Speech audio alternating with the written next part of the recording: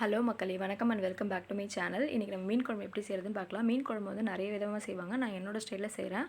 உங்களுக்கு பிரிச்சிருக்கான்னு சொல்லிவிட்டு நீங்கள் கமெண்ட்டில் சொல்லுங்கள். ஃபஸ்ட்டு வந்து 2 டேபிள் ஸ்பூன் வந்து நான் எண்ணெய் ஊற்றிக்கிறேன்.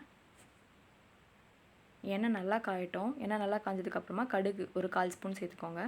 கடுகு நல்லா பொரிஞ்சதுக்கப்புறமா 1/4 ஸ்பூன் வெந்தயம் சேர்த்துக்கோங்க. வெந்தயம் கருகிடக்கூடாது. அதுக்கப்புறம் சீரகம் கொஞ்சம் சேர்த்துக்கோங்க. சோம்பும் கொஞ்சம் சேர்த்துக்கோங்க. சோம்பும் சீரகமும் நல்ல ஃப்ளேவர் கொடுக்கும். அதுக்காக கொஞ்சம் சேர்த்துக்கலாம். ஒரு 1/4 ஸ்பூன் சேர்த்துக்கலாம், ஒன்றும் இல்லை. இதெல்லாம் கருகிடக்கூடாது. கருகிறதுக்கு முன்னாடியே நம்ம வந்து வதக்கி விட்டுட்டு இப்போ நம்ம வெங்காயம் சேர்த்துக்கலாம். வெங்காயம் வந்து ஒரு பெரிய சைஸ் வெங்காயத்தை நான் கட் பண்ணி வச்சுருக்கேன். ஒரே ஒரு வெங்காயம் தான் எடுத்திருக்கேன். இப்போ 2 பச்சை மிளகா வந்து கீறி வச்சுருக்கேன், அதையும் நான் சேர்த்துக்கிறேன். பச்சை மிளகா வந்து குட்டி குட்டியாக கட் பண்ணல, வெறும் கீரி மட்டும் 2 பச்சை மிளகா மட்டும் சேர்த்துருக்கேன். காஞ்ச மிளகா இதுக்கு சேர்க்க மாட்டேன். ஒரே ஒரு தக்காளி எடுத்து குட்டி குட்டியாக கட் பண்ணி அதை நான் இப்போ ஆட் பண்ணிக்கிறேன். இஞ்சி பூண்டு பேஸ்ட் வந்து இதுக்கு சேர்த்துக்கலாம். ஒரே ஒரு ஸ்பூன் மட்டும் சேர்த்துக்கோங்க இஞ்சி பூண்டு பேஸ்ட்டு. இது கூடவே ஒரு 10 பல் பூண்டு எடுத்து உரிச்சு வச்சுருக்கேன், அதையும் நான் இப்போ சேர்த்துக்கிறேன். இதெல்லாம் நல்லா வதக்கி விட்டுக்கோங்க. வெங்காயம், தக்காளி, பூண்டு, இஞ்சி பூண்டு எல்லாமே நல்லா வதங்கணும், பொன்னிறமாக வதங்கணும். அதுக்காக நம்ம உப்பு சேர்த்துக்கலாம் வெங்காயம் தக்காளி வதங்குறதுக்காக.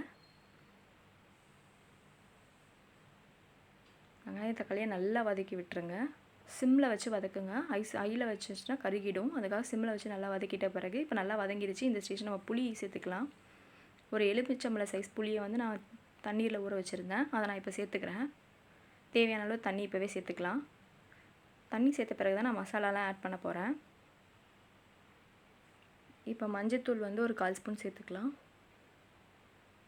மிளகாத்தூள் வந்து 1 ஸ்பூன் சேர்த்துக்கோங்க. உங்களுக்கு தேவைப்படுற அளவுக்கு ஒரு 1/2 ஸ்பூனுக்குள்ளே சேர்த்துக்கலாம். காரம் ரொம்ப அதிகமாக சாப்பிடுவீங்கன்னா இப்போ வந்து ஒரு 1/2 ஸ்பூன் வந்து மல்லித்தூள் சேர்த்துக்கோங்க. இது எல்லாத்தையும் நல்லா மிக்ஸ் பண்ணி விட்டுக்கோங்க.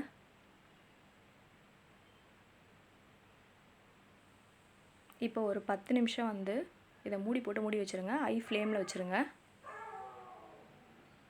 இப்போ பார்த்தீங்கன்னா நல்லா கொதிச்சிருச்சு. இந்த ஸ்டேஜில் வந்து நம்ம மீன்லாம் ஆட் பண்ணிக்கலாம். இதுக்கு முன்னாடி வந்து மிளகுத்தூள் வந்து சேர்த்துக்கோங்க.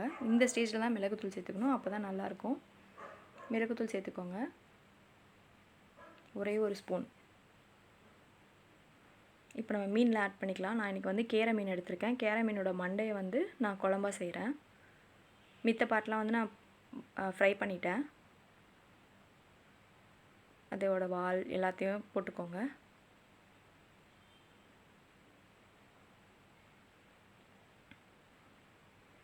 மூடி வச்சு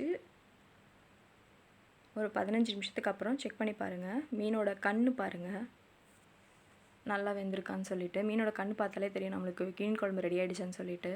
பார்த்திங்கன்னா மீனோட கண் வந்து நல்லா வெளியே தெரியுது. மீன் குழம்பு ரெடி ஆகிடுச்சு. நான் போட்டிருக்கேன் இந்த வீடியோ உங்களுக்கு பிடிச்சிருந்தா என்னோடய சேனலை சப்ஸ்கிரைப் பண்ணுங்கள். தேங்க்யூ.